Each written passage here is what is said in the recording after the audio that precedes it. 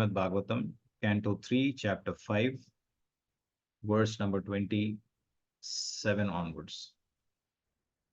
Tato bhavan mahattvam avyaktat kala choditat vijnanatmatma dehastam vishvam vyanjam stamo nudah. Tato bhavan mahattvam avyaktat kala choditat vijnanatmatma dehastam vishvam vyanjam stamo nudah. ततो भवन्महत्तत्वम् अव्यक्तात् कालचोडितात् विज्ञानात्मात्मदेहस्थं विश्वं व्यञ्जं स्तमोनुदः. पद्मप्रिया माताजी. Hare Krishna. Tataha, thereafter, Abhavat came into existence. Mahat, supreme. Tattvam, sum total. Avyaktat, from the unmanifested. Kala Choditat, by the interaction of time. Vijnana Atma, unallied goodness. Atma Dehastam, situated on the bodily self. Vishwam, complete universes. Vyangyan, manifesting. Tama Nudaha, the supreme light. Hare Krishna. Right. Translation and purpose by His Grace A.C. Bhaktivedanta Swami Srila Prabhupada Ki Jai. Thereafter, influenced by the interactions of eternal time, the supreme sum total of matter called the Mahatattva became manifested, and in this Mahatattva, the unalloyed goodness, the Supreme Lord, sowed the seeds of universal manifestation out of his own body. So we see that the questions that were asked by Vidura to Maitreya Muni is about to explain the specific instructions that he received from Krishna. And then he wanted to know some common subject matters. And then he wanted to know specifically the pastimes of the Lord. And then we see that Sukadeva Goswami also mentions that since he was feeling separation from the Lord, that the Lord had already left the planet, he also wanted to know about the creation and the Lord's manifestation currently in his various Purusha incarnations. And that is the explanation that we are currently seeing. And this verse explains, influenced by the interactions of eternal time, the supreme sum total of matter called the Mahatattva became manifested. And in this Mahatattva, the unalloyed goodness, the Supreme Lord, sowed the seeds of universal manifestation out of his own body. Purport. In due course of time, the impregnated material energy was manifested first as the total material ingredients. Everything takes its own time to fructify, and therefore the word Kala Choditat, influenced by time, is used herein. The Mahatattva is the total consciousness because a portion of it is represented in everyone as the intellect. The Mahatattva is directly connected with the supreme consciousness of the Supreme Being, but still it appears as matter. The Mahatattva, or shadow of pure consciousness, is the germinating place of all creation. It is pure goodness with the slight addition of the material mode of passion, and therefore activity is generated from this point. Now, here, while explaining the subject matter, this subject matter describes the creation of the cosmic manifestation, and that the seed of the cosmic manifestation is the supreme sum total of matter, which is called as Mahatattva. And where is it coming from? It is coming from the Supreme Lord. But because the Supreme Lord comes in a certain form of his Purusha avatar into the material world, does not mean that he is also a part of that creation.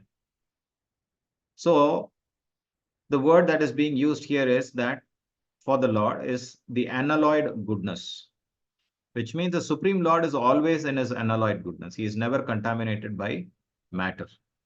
The subject matter in discussion is the creation of matter. And because he is part of that creation, does not mean that he is also affected by that matter. He is separate from it. He is aloof from it.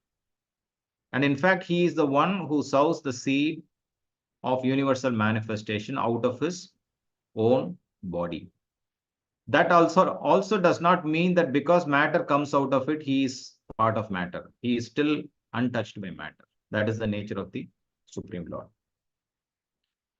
And because it has connection with the material creation or the cosmic manifestation of the material world, the influence of time is there on all of those items. Even though it comes from the Supreme Lord who is not affected by time in his sphere, but because it is for the purpose of creating this material world, which is temporary in nature, it is influenced by time. So that is being described here, saying, in due course of time, the impregnated material energy was manifested first as the total ingredients. Now here we also see the use of the word manifested first as the total material ingredients. So which means immediately the effect of time is there. So there is a beginning, and then there is a middle, and there is an end. Whereas that is not the case with the spiritual world, because the spiritual world exists always. Everything takes its own time to fructify, and therefore the word Kala Choditat, influenced by time, is used herein. The Mahatattva is the total consciousness because a portion of it is represented in everyone as the intellect. The Mahatattva is directly connected with the supreme consciousness of the Supreme Being, but still it appears as matter. So here is an important point. The Mahatattva is directly connected with the supreme consciousness of the Supreme Being. So it shouldn't be matter, because it should be spirit, because the Supreme Lord is completely spirit. So here he says, but still it appears as matter. So it describes the simultaneous existence of something that can come out of the Supreme Being, and that can be matter. And the Lord can be in that, but he is not that. That is Achinta Bheda Ved. Right? So the Mahatattva, or shadow of pure consciousness, is the germinating place of all creation. It is pure goodness with the slight addition of the material mode of passion. So which is the pure goodness? The Supreme Lord is the pure goodness. But the Mahatattva, which is the shadow of pure consciousness, when combined creates it, and which has the touch of material mode of passion. And so the material world is created. So when there is addition of a tinge of passion to it, then there is the generation of the material world, which is the starting point. Text number 28. Sopi angsa guna kalatma bhagavad drishti gocharaha atmanang vyakarod atma visvasyasya sisrukshaya. Yes, Mataji. Hare Krishna. Saha Mahatattva api also Amsha Purusha plenary expansion, Guna chiefly the quality of ignorance, Kala the duration of time, Atma full consciousness, Bhagavat the personality of Godhead, Drishti Gocharaha range of sight, Atmanam many different forms, Vyakarot differentiated, Atma reservoir, Vishvasya the would-be entities, Asya of this, Sisrikshaya generated the false ego. Hare Krishna. Hare Krishna. Thereafter, the Mahatattva differentiated itself into many different forms as the reservoir of the would-be entities. The Mahatattva is chiefly in the mode of ignorance, and it generates the false ego. It is a plenary expansion of the personality of Godhead with full consciousness of creative principles and time for fructification. So now, Mahatattva is one, as we saw in the previous verse, it is one sum total of the matter. But then there are so many of them all put into that, right? And when they come out, they are differentiated in many forms.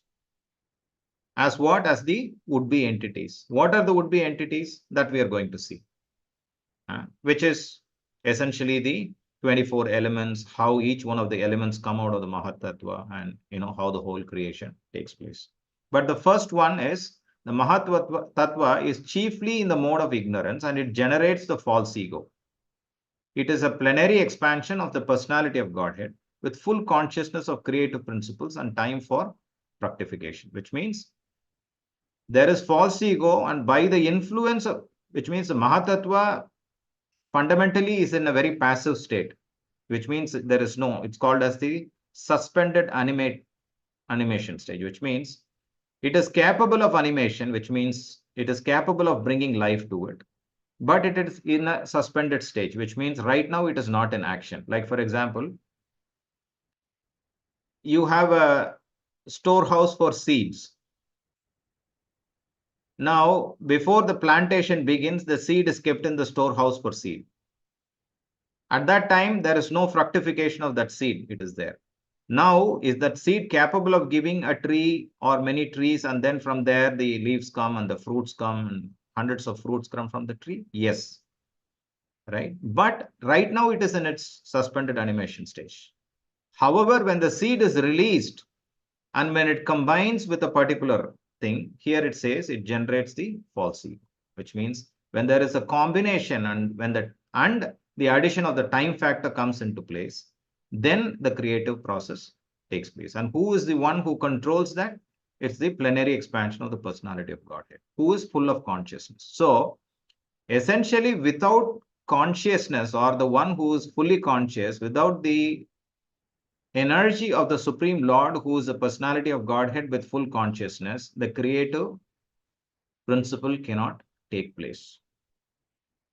Sometimes why it is being explained this way is because sometimes people think that creation takes place simply by chance. Something clashed with something else, and then something was created. So they call it the Big Bang theory or whatever it is. And so the planets were all created. How false it is, right? That's not the way it happens, right? Without the supreme consciousness, none of it can come into existence. And some people say that just by combination of chemicals, it was created, right? So, okay, if the chemicals are all there, why don't you combine them and create?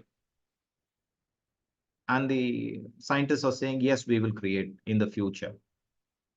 But then millenniums have passed, yugas have passed, hundreds of thousands of days of Brahmas have passed, right? And we see that according to the scripture, but they still have not been able to create any such thing using the combination of chemicals or by banging one rock over the other or one planet over the other.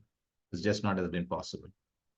So, to establish that without the consciousness of the Supreme Lord, who is fully conscious, the creative principle does not take place. The Mahatattva is the medium between pure spirit and material existence. It is the junction of matter and spirit wherefrom the false ego of the living entity is generated. All living entities are differentiated parts and parcels of the personality of Godhead. Under pressure of false ego, the conditioned souls, although parts and parcels of the Supreme Personality of Godhead, claim to be the enjoyers of material nature. So what does it mean by false ego of the living entity is generated? What does it mean by that? So the Mahatattva is the medium between pure spirit and material existence. Now there is the pure spirit, which is a spiritual world. And then there is a material existence, which is the material world. And who is the one who is between these two? So the spiritual world is the Antaranga Shakti of the Lord. And the material existence is the Bahiranga Shakti of the Lord. So who is the one who is in between these two? It is the Jiva, the living entity. Why? He is the Tatashta Shakti, the one who is in between these two. What can he do? The Jiva can choose to exist in the material world or choose to be in the spiritual world.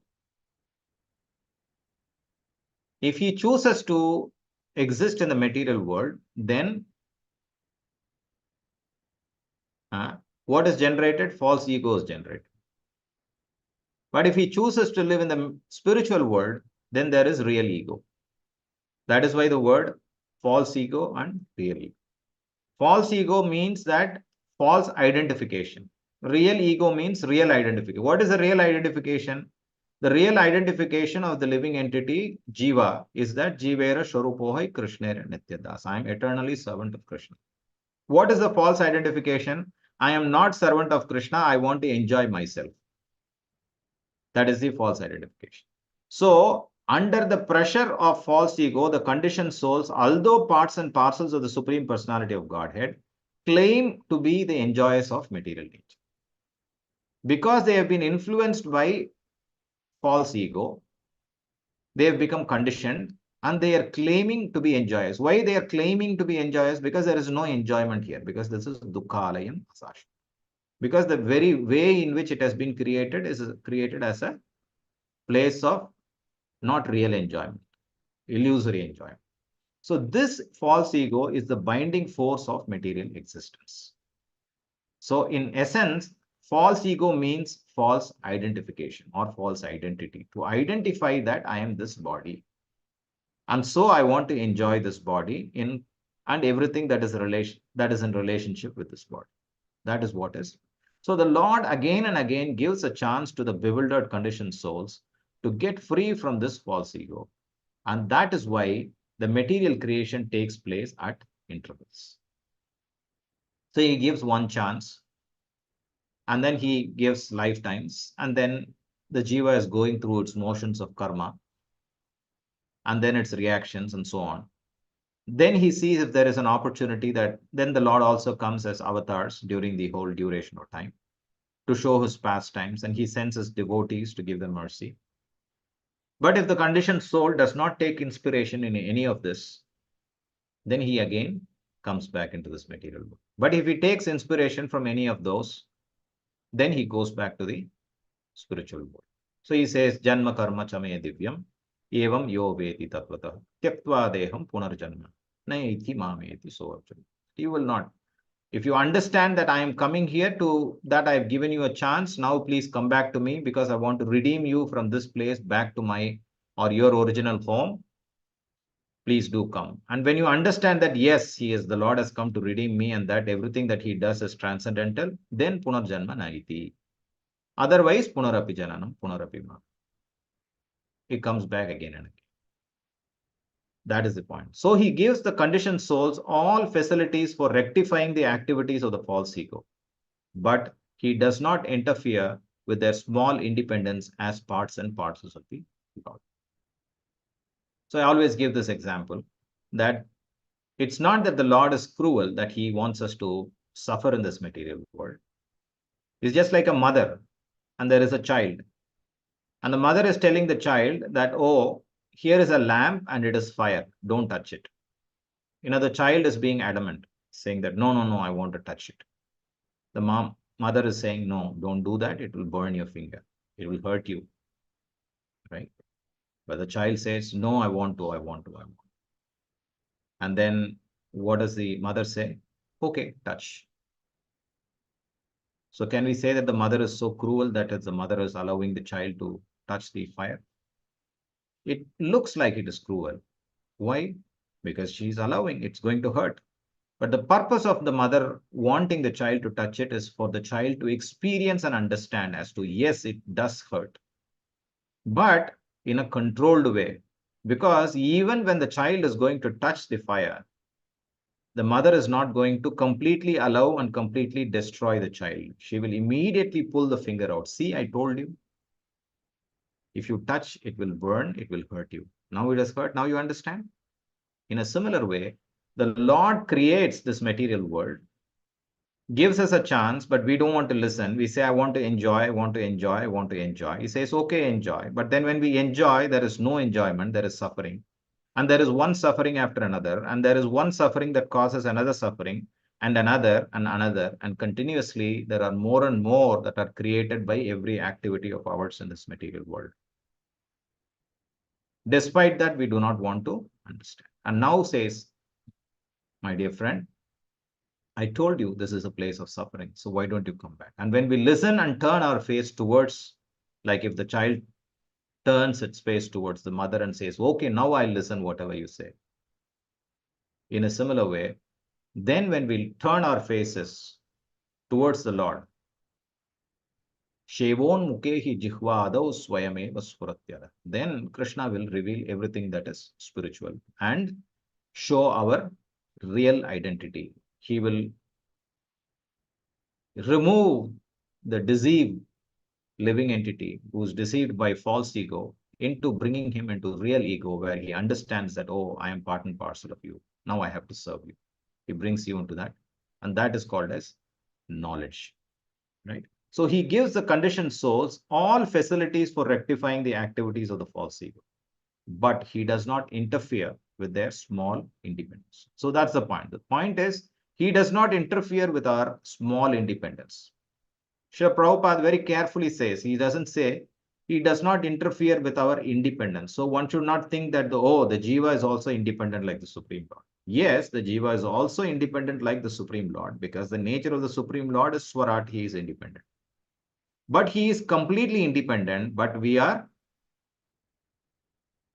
minutely independent, small independence. So he says small independence. There is a little independence, just like how the mother is giving little independence to the child.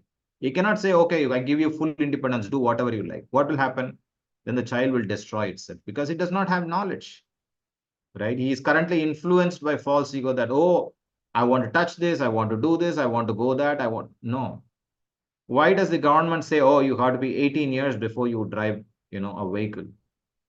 You have to train yourself. If you have to do this, you have to be. Why? Because there is a certain level of maturity and knowledge that is required before you do something, at different ages. So in a similar way, while there is independence, but that independence is small, and that is what differentiates us from the Supreme Lord. The Supreme Lord is completely independent, but we are minutely independent, or small independence is there.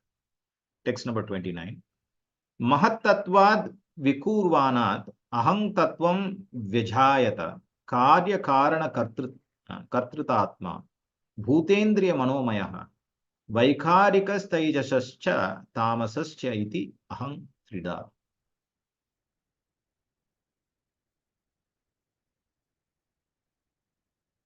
Can one of you read, please? Hare Krishna, Hare Krishna. Prabhu. Sorry. Word Mother. Lakshmi Mataji, then Mahesh Prabhu. Hare Krishna. Mahat, the great. Tattvat, from the casual truth. Vikurvanat, being transformed. Aham, false ego. Tattvam, material truth. Vijayata, became manifested. Karya, effects. Karana, cause. Kartar, doer. Atma, soul or source. Bhuta, material ingredients. Indriya, senses. Manaha, mayaha, hovering on the mental plane. Vaikarikaha, the mode of goodness. Tejasaha, the mode of passion. Cha and Tamasaha, the mode of ignorance. Cha and iti, thus aham, false ego. Tridha, three kinds. Thank you, Prabhu. Hare Krishna. Hare Krishna. Mahatattva, or the great causal truth, transforms into false ego, which is manifested in three phases, which is cause, effect, and doer. All such activities are on the mental plane and are based on the material elements, gross senses, and mental speculation. The false ego is represented in three different modes: goodness, passion, and ignorance. Yeah.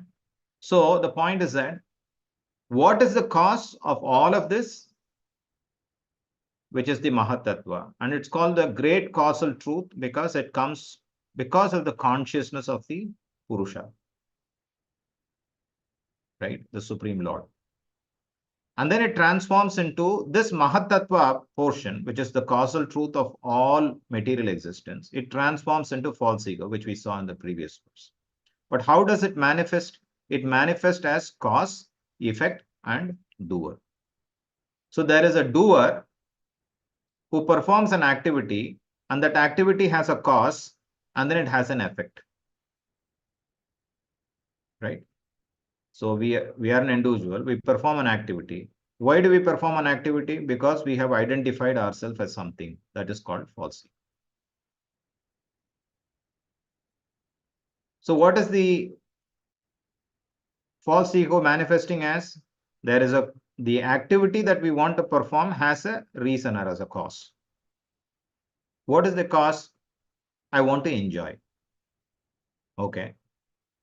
I want to enjoy, but not necessarily that because you have an activity that you do and that you want to enjoy, that the result will be enjoyment alone. It could be enjoyment, or it could be, suffering also.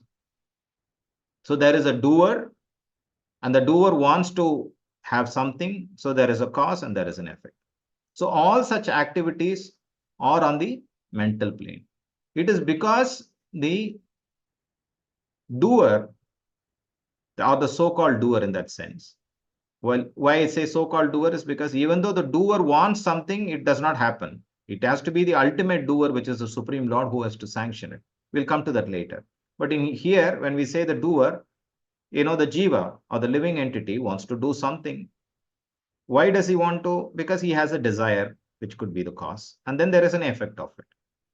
And those are the three stages or the phases of the manifestation of the false ego.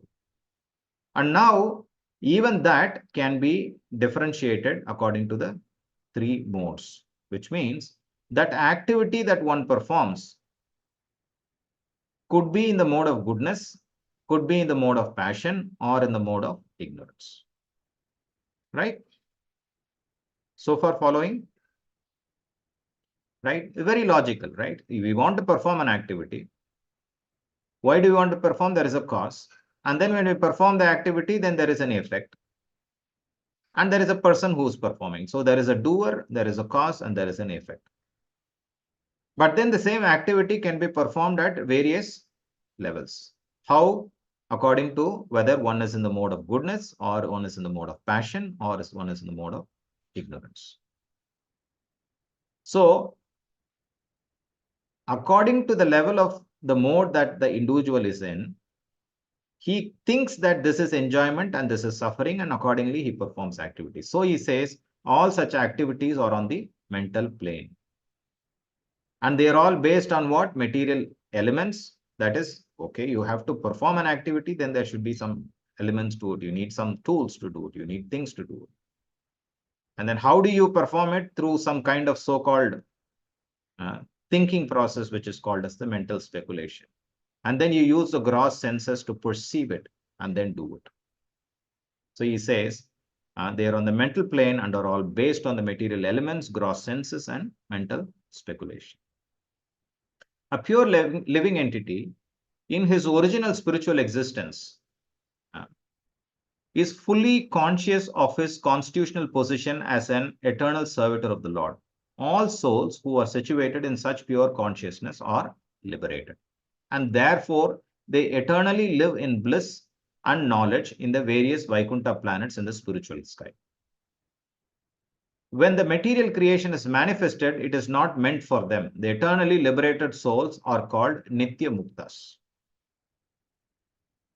Okay? The pure living entity in his original spiritual existence is fully conscious of his constitutional position as an eternal servitor of the Lord. That is, when he knows very clearly, I have to serve only Krishna, then he does not even make a choice to have an enjoyment separate from the Lord. So where is his original place? Is his spiritual world. And he is always with the Lord, eternally serving the Lord in the spiritual world. And what are they called? Those jivas are called Nitya Muktas. They are also jivas, but they are Nitya Muktas. They are eternally serving the Lord in the spiritual world. The material creation is meant for rebellious souls who are not prepared to accept subordination under the Supreme Lord. Renegades, basically. That, oh, I don't want to be, subjugating myself to you. I don't want to be listening to you. Just like if the child says, oh mom, if you don't allow me, I don't care. I don't want you. I will go and do whatever I want. Then the child goes away and does whatever they want. Right? So the eternally liberated souls are called Nitya Muktas, and they have nothing to do with this material creation.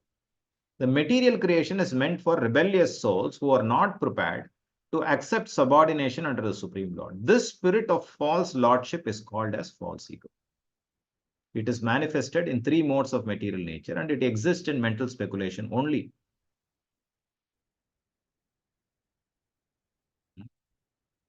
What is that? Prakrite kriyamanani gunaya karmani sarvasaha ahankara vimudhatma kartaham iti mannate.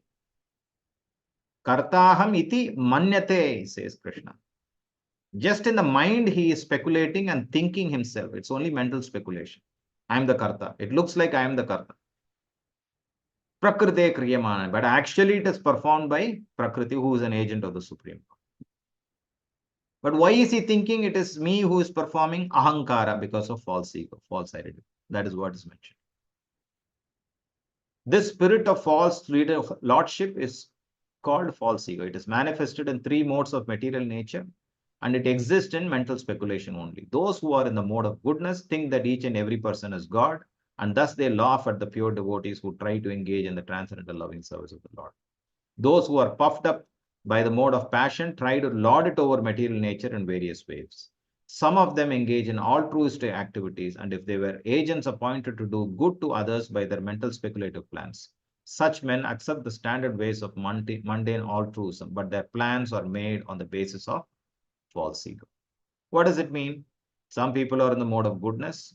What do they claim? They claim that it is they themselves are God, that anybody can become God. You and I also can become. Currently, I am in a conditioned state, but when I am removed of all my conditions, then I will also become God. I'm as good as God. And then there are the people who are in the mode of passion, who say, oh, my job is to hear what does Prabhupada say here? Who puffed up by the mode of passion, try to lord it over the material nature. Or they start acting like God, mini gods. Right? And then what do? They think that they are the ones who are supposed to save this world. So they do a lot of activities, altruistic activities. That, oh, if we don't give food, people will die. If we don't control the population, then there will be no more food for everybody. So we have to control the population. So like that, they will bring different schemes or so-called programs and to control, thinking that there is no supreme controller, but I am the one who's supposed to control. Like so. Right? So basically, that is in the mode of passion.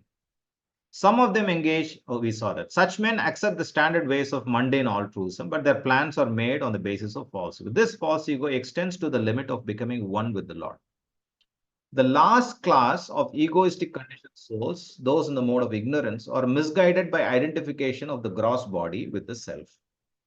Now, the last one in the mode of ignorance, they have no conception of anything beyond the body. And they think that this body is the self, and they're all that they are interested in simply around taking care of this body. That's all. And probably some extensions of the body. So, thus all their activities are centered around the body only. All these persons are given the chance to play with false egoistic ideas, but at the same time, the Lord is kind enough to give them a chance to take help from scriptures like Bhagavad Gita and Srimad Bhagavatam, so that they may understand the science of Krishna and thus make their lives successful. The entire material creation, therefore, is meant for the falsely egoistic living entities hovering on the mental plane under different illusions in the modes of material nature. Right? Text number 30. Aham tatvad vikurvanan mano vaikarikad abhut vaikarikascha ye deva arthapi vyanjanam yataha. Hare Krishna Prabhu. Aham Tattvat from the principle of false ego, Vikurvana by transformation, Manaha the mind, Vaikarikat by interaction with the mode of goodness, Abhyut generated, Vaikarika by interaction with goodness, Cha also, Ye all these, Deva demigods, Artha the phenomenon, Abhyanjanam, physical knowledge, Yataha, the source. Hare Krishna Prabhu, thank you. Hare Krishna. The false ego is transformed into mind by interaction with the mode of goodness.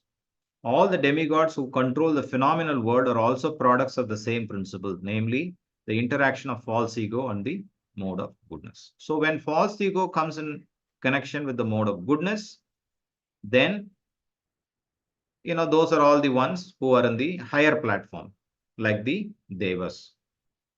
False ego interacting with the different modes of material nature is the source of all materials in the phenomenal world, which is this world, right? text number 31. Taijasana nindriyani eva jnana karma mayani cha. Taijasani indriyani eva jnana karma mayani cha. Hare Krishna, Dandavat Pranams. Hare Krishna. Taijasani, the mode of passion, Indriyani, the senses, Eva, certainly, Jnana, knowledge, philosophical speculations, Karma, fruitive activities, Mayani, predominating, Cha, also. Hare Krishna. Hare Krishna. The senses are certainly products of the mode of passion and false ego, and therefore philosophical speculative knowledge and fruitive activities are predominantly products of the mode of passion. The chief function of the false ego is godlessness. When a person forgets his constitutional position as an eternally subordinate part and parcel of the Supreme Personality of Godhead and wants to be happy independently, he functions mainly in two ways. He first attempts to act fruitively for personal gain or sense gratification. And after attempting such fruitive activities for a considerable time, when he is frustrated, he becomes a philosophical speculator and thinks himself to be on the same level as God. This false idea of becoming one with the Lord is the last snare of the illusory energy, which traps a living entity into the bondage of forgetfulness under the spell of false ego. So first, what did the Jiva do? Srila Prabhupada first explains the chief function of the false ego is godlessness. Means what? I don't want to accept you, God. I want to be on my own. I want to enjoy, separate from you. And then what does he do? He starts enjoying, but he's not getting any enjoyment. So there is a process for enjoyment in the material world. What is the process for enjoyment? You have to perform dharma. Okay, so you perform dharma and then you start to enjoy, right? Like everybody wants to go join a job and then they want to get money. Simply going to the office does not mean they'll give you money. There is a process there. You have to do this thing, and then you have to prove yourself, and then there is an appraisal, and then if you score so and so, then they will give you money. Like that. There is a process. Just because we got a body does not mean that we can enjoy. Oh, I have this body, so I can enjoy. No, it's not within our limits. So you have to perform certain activities, some rules and regulations, which is called dharma. And these rules can be for different people according to your varna and according to your ashrama. Can be different. So there is varnashrama. And then after performing those religious activities, what happens? You get artha as a result of it. You get money, or you get some whatever. And what do you use the money for? To get some enjoyment. But then they become so frustrated. Oh, I'm supposed to get enjoyment, but I'm not getting enjoyment completely. Right?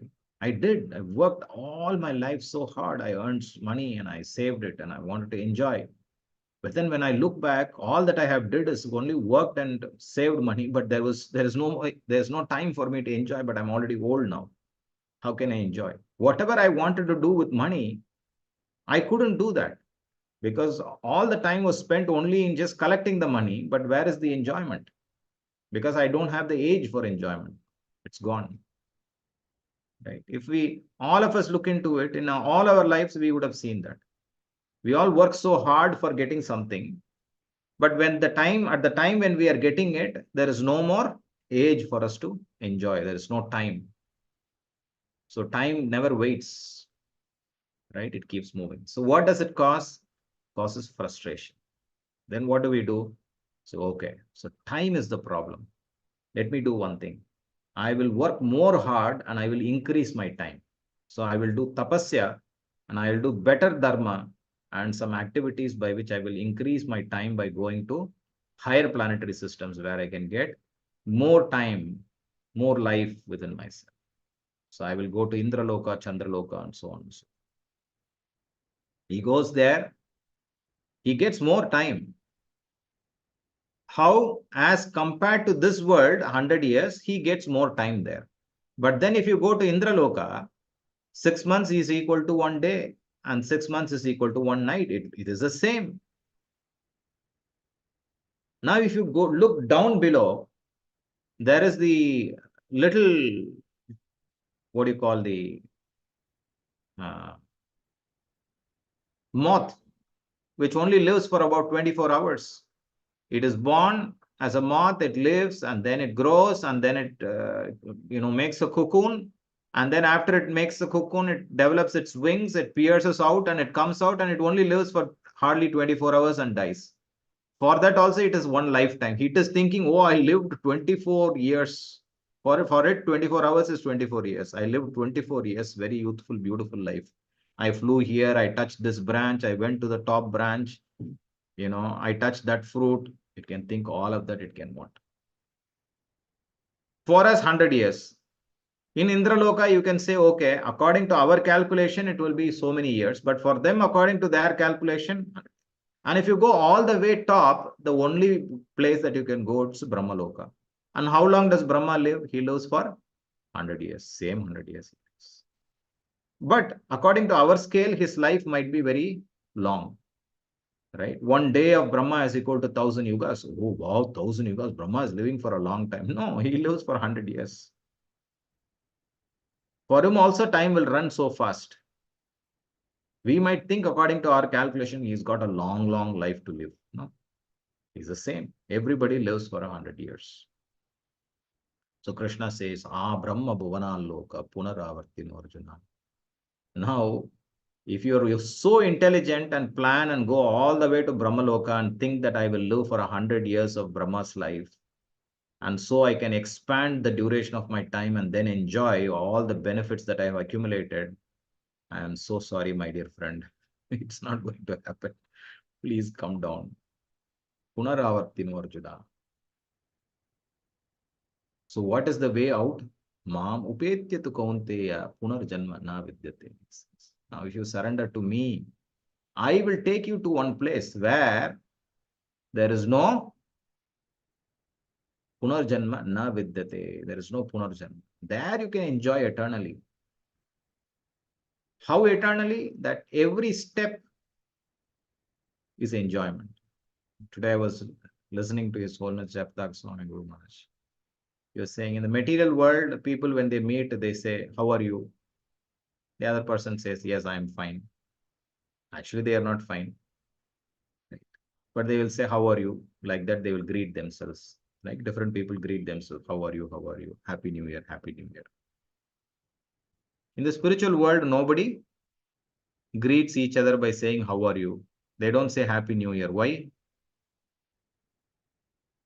First of all, there is no time, so there is no New Year. Second, or most important of all, there is only happiness there. So why you even worry about Happy New Year? Every year is a new happy only for them. Kataghanam natyam gamanam api vamsi priya sakhi chidhanandam jyoti paramapi tad aswadyam apicha. The nature of the spiritual world is that in every step, pratipadam purna amrita ashwadanam, that you will always drink eternally bliss and bliss only. There is no question of no happiness there. So if you go and wish Happy New Year to somebody in the spiritual world, they'll laugh at you, right?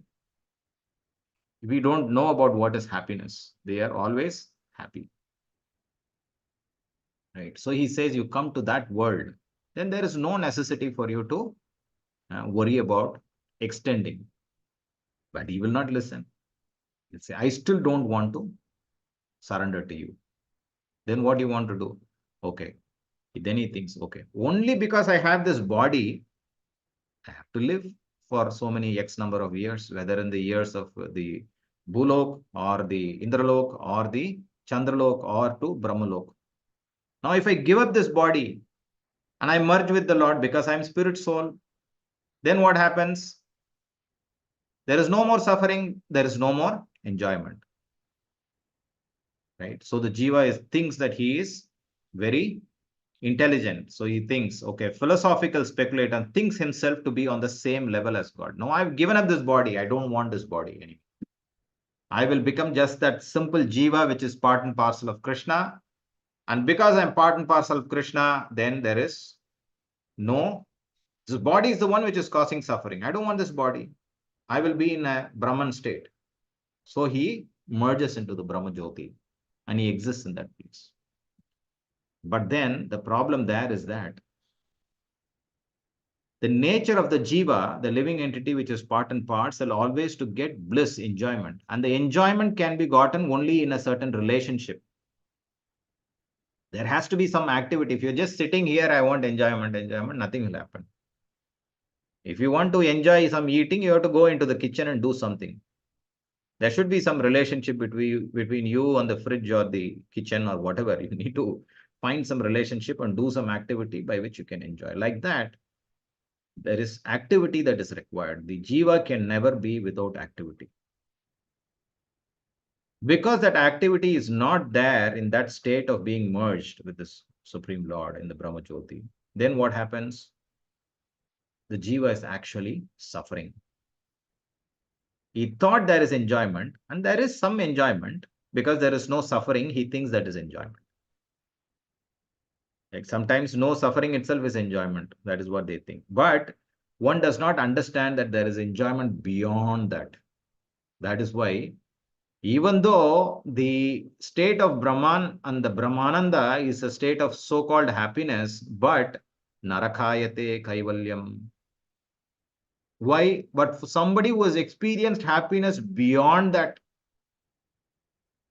he looks at, hey, what are you? This is nothing here. You come to my place, right? If somebody thinks driving at 5 a.m. in the morning in Chennai at 100 kilometer speed is enjoyment. Some people think, right, every day in the morning, some roads you can see some bikes going at 100 kilometers per hour. That is enjoyment, I think. But in Dubai, everybody drives at 100, 120 kilometers speed. For them, it is not. For them, what is enjoyment? They will find one route to Abu Dhabi where they can drive at 220. I know one friend of mine came to Dubai after many years. The first time visit to Dubai. He had a passion to drive. Want to drive a, what is that? Bugatti or something. He wanted to drive that at 220 kilometers, 270 kilometers per hour speed. For that, he came, he took a visa all the way, came to Dubai, stayed there, and he drove that on that one road. Felt musty. Driving that 270, when I hit that needle, hit that 270 kilometers. Wow, that is happiness. Somebody thinks that is happiness. But then there are those wonderful entities who just by thinking in one moment they are in one place and the next moment they are in a different place. No vehicle, no speed, no sound, no traffic, nobody to look at anything. They can just, with the thinking of mind, they can go from one place to another. They think that is enjoyment. So, but what is real enjoyment? Real enjoyment is only there in association with the Supreme Lord. Right? So this false idea of becoming one with the Lord is the last snare of the illusory energy, which traps a living entity into the bondage of forgetfulness under the spell of false ego. The best means of liberation from the clutches of false ego is to give up the habit of philosophical speculation regarding the absolute truth. One should know definitely that the absolute truth is never realized by the philosophical speculations of the imperfect, egoistic person. The absolute truth of the Supreme Personality of Godhead is realized by hearing about Him in all submission and love from a bona fide authority who is a representative of the 12 great authorities mentioned in the Srimad Bhagavatam. By such an attempt only can one conquer the illusory energy of the Lord. Although for others, she is unsurpassable as confirmed in the Bhagavad Gita 7.14. Right? That Daivihi Esha Gunamayi Mama Maya Dhurattaya. You cannot cross over my Maya because she is Mama Maya. She is under my control. And so she is deadly, Dhurattaya. Not so easy to cross over. Right? But because that Maya is Mama Maya under my control, if you surrender to me, then she will not do anything to you. Mam eva ye prapaddante mayam etam tarantite. If you surrender to me, prapaddante, then tarantite, easily you can cross over. Because she will not come to stop you. So that is the nature of Maya. So surrender unto me. So the whole process of this Bhagavad Gita and Srimad Bhagavatam is to bring us to the point of surrender and move. So Krishna says at the end of the Bhagavad Gita in the Charama Sloka, Mam ekam sharanam vraj. Sarva dharman parityaj. Don't get into all these nonsensical processes of dharma, which will take you from one planet to other, increase your life, increase your duration of life, increase the money, increase your beauty, increase all of these things to so-called enjoyment. It will never happen, my dear friend, even if you go all the way to the topmost loka of Brahmaloka. So please listen to me. Mam upetya tu kaunteya punarjanma na vidyate. Mam eva prapaddante mayam etam tarantite. Same thing, right? He says, simply surrender. That is your only choice. So it's 9:29. I'll stop here. Hare Krishna, Krishna Krishna, Hare Hare, Hare Rama, Rama Rama, Hare Hare. Panchakalpatarubhyasya kripa sindhubhya eva cha patitanang pavanebhyo vaishnavebhyo namo namaha. Nant Kodi Vaishnav Vrinda ki jai, Srila Prabhupada ki jai, Srimad Bhagavatam ki jai. Hare Krishna.